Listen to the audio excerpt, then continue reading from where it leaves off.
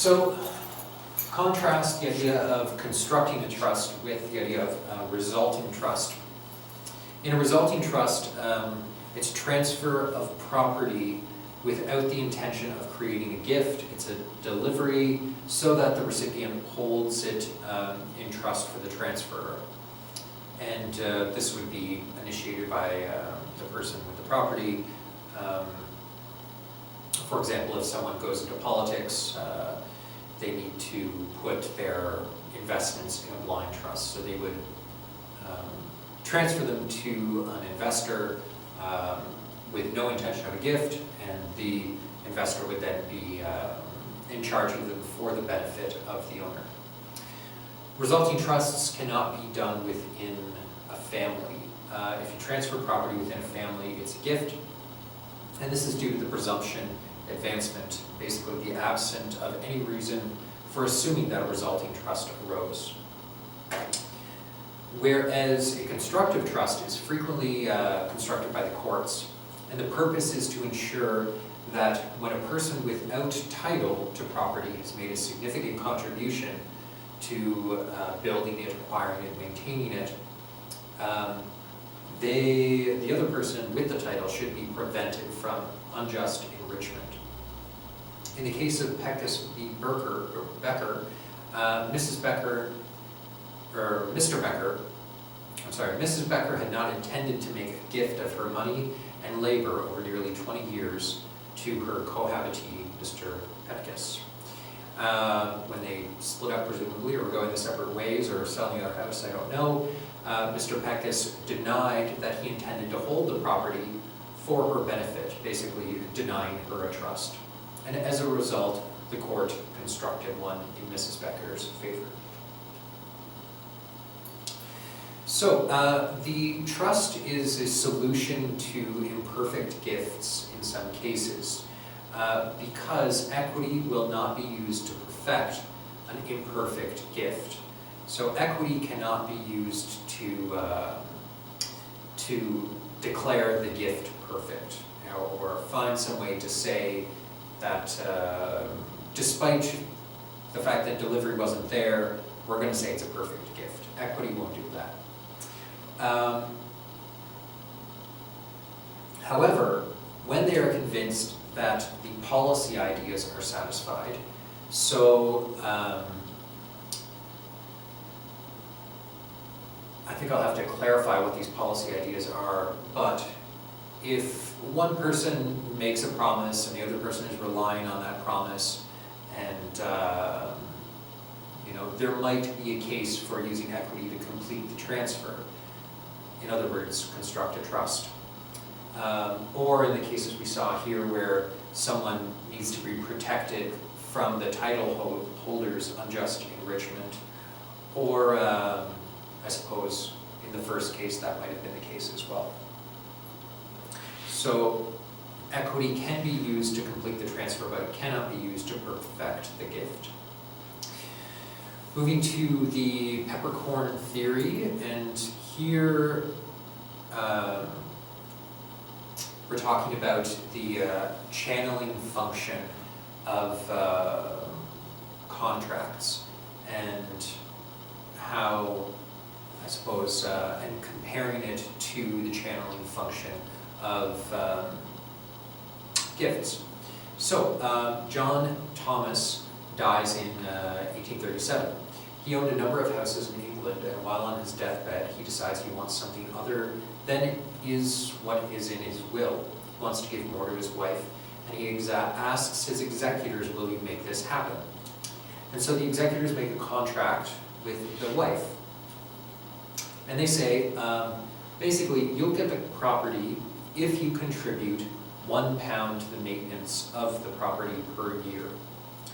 So in this is consideration, basically. They're each getting something, and it acts as evidence of intention that they both desire to be legally bound by the contract. Now, whenever Thomas died, the wife lived in the house for a number of years. However, when one of the co-executors died, the other co-executor refused to execute the conveyance and kicked the wife out. The wife sued or brought action against the executor and won. And the court was satisfied that the executors and the wife had established a contract with proper offer acceptance and consideration being the channeling function. So the important thing to note here is that the court doesn't care about the value of what is exchanged. The value of the consideration is unimportant. What is important is that there's evidence of intention. And in this case, consideration, so providing something for something and putting it in writing, is the channeling piece. With regards to gifts, the delivery is just as important.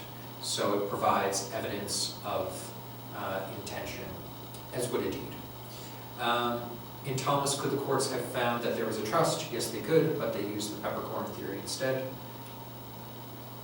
So, still comparing gifts and contracts, we turn to Dalhousie College versus Boutillier Estate. Arthur Boutillier graduates from university and puts it in writing that he wants to give to the university $5,000 to maintain and improve education, buildings, general things. In consideration of the conscription of others. So there appears to be some consideration, but it's in consideration of the actions of third parties. So he did that in 1920. In 1926, he's still hasn't given the money. He writes again to maintain the promise, though he hasn't paid yet. He dies in 1928, and Dalhousie has spent a great deal of money to build by relying on the promises of people such as Boutillier. It's also during the Depression, I believe. And at the lower levels of court, when they sue for the money from the estate, they succeed. The court decides that there's enough of a contract, enough of a channeling function that's in consideration of the donations of others to have a contract and for the university to succeed. It goes, however, all the way to the Supreme Court of Canada, where they find that there's no contract. Writing it isn't enough with regards to the gift, you need all the elements for it to be binding. So with regards to the contract, the consideration isn't actually consideration because there isn't anything flowing from Dal to Boutillier. So the consideration regards a third party.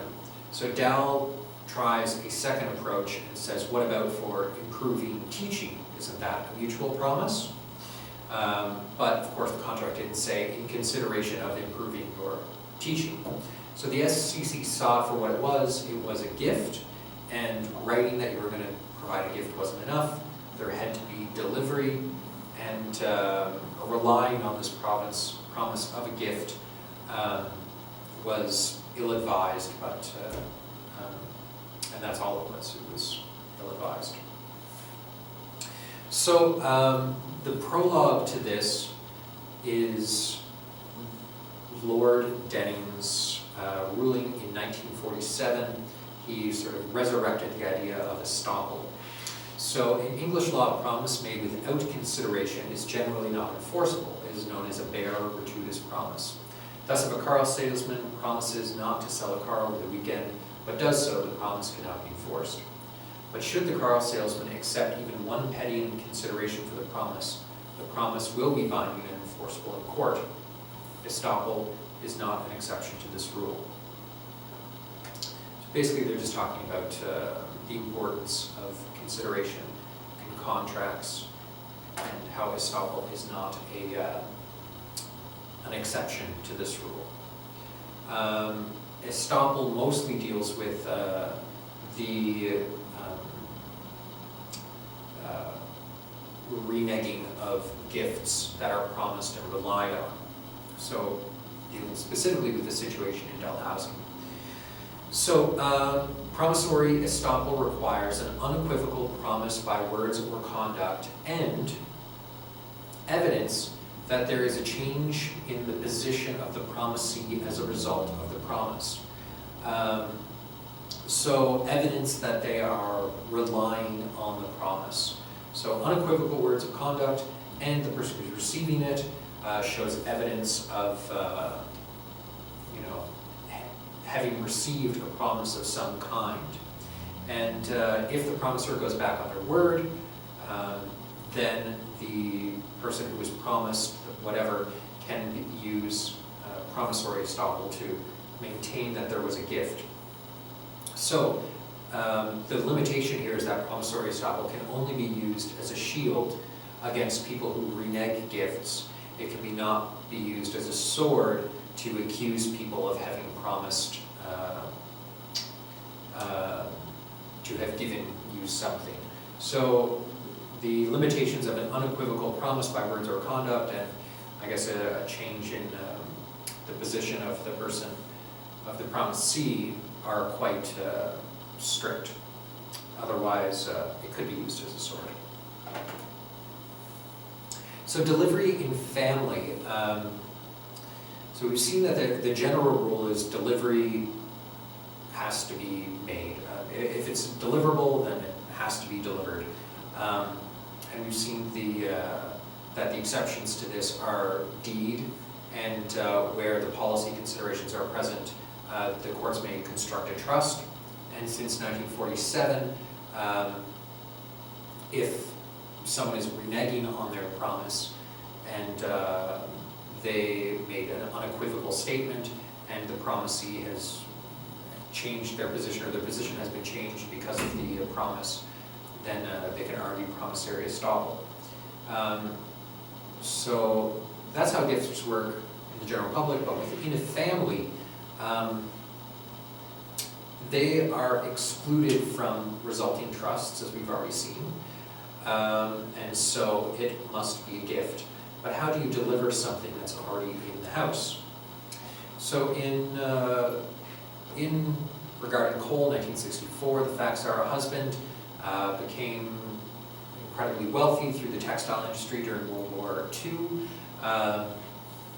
and later bought his wife a brand new home, which he had lavishly furnished with like 20,000 pounds worth of furniture, and brought his wife to their new home and said, "It's all yours." Later he went bankrupt, and his wife is suing for certain articles of furniture, which she claims were gifted to her when he brought it to the house and said, "It's all yours."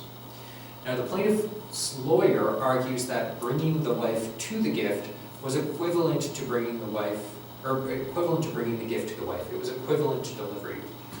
He also brought up the fact that the chattels are bulky, that the chattels were under the wife's control, and that the wife handled the chattels in the presence of her husband. The court decided unanimously that there was no gift. The only instance of a constructed delivery that they found was applied in Winters versus Winter, and it was because the gift was a barge. But where chattels are deliverable, they must be delivered in order to be a gift. Now, there was one exception to this, and it was with regards to a dad giving his son a painting every year on his birthday for 4 or 5 years in a row. It happened in the house, and the paintings were wrapped and presented to the son with a birthday card, and then subsequently were hung back up on the wall where they had always been. But they were quite valuable paintings, and it was decided that the act of wrapping them up and presenting them with a card was enough of a delivery in order to transfer the rights. So that's week 6 property.